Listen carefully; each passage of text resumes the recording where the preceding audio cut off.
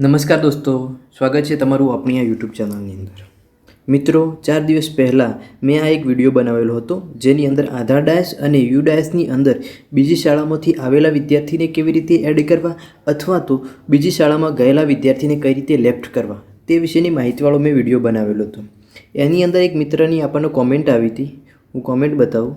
અહીંયા તમે કોમેન્ટ જોઈ શકો છો કે હાજરીવાળો ઓપ્શન આવતો નથી, એમાં આપણને રેડ સર્કલ બતાવે છે। તો આ શા માટે નહીં આવતું તેનું સોલ્યુશન આપણે આ વિડીયોની અંદર જોવાના છીએ। આ વિડીયોની અંદર એક જ પ્રશ્નનો જવાબ આપવાનો હોવાથી હું મારા મોબાઈલની અંદર કામ કરું છું, તમે કોમ્પ્યુટરની અંદર પણ કરી શકશો। અહીંયા મેં કોઈ એક વિદ્યાર્થીનું રેન્ડમલી માહિતી ઓપન કરેલી છે, જેની અંદર 30મા નંબરનું આપણને જે ઓપ્શન આપ્યું ને ગત વર્ષની હાજરી દિવસમાં, એ આપણે દર્શાવવાની હોય છે દરેક ધોરણની અંદર।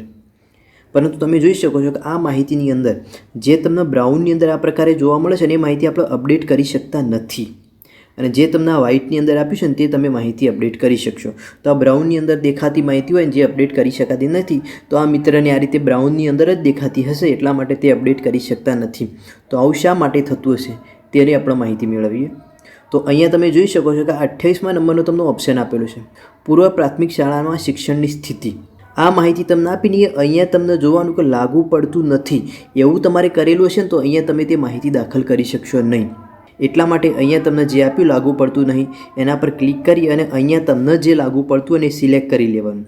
જો વિદ્યાર્થી એ જ શાળામાં હોય તો આ જ શાળામાં, બીજી શાળામાંથી આવ્યો હોય, કોઈ પણ હોય ને તમને જે લાગુ પડતું એ માહિતી અહીંયાથી સિલેક્ટ કરી લેવાની, અને સિલેક્ટ કરી અને તમે અહીંયા રિફ્રેશ થશે। રિફ્રેશ થયા બાદ તમે અહીંયા વિદ્યાર્થીની હાજરી દાખલ કરી શકશો અને વિદ્યાર્થીની હાજરી દાખલ કરી અને તેને અપડેટ કરી શકશો।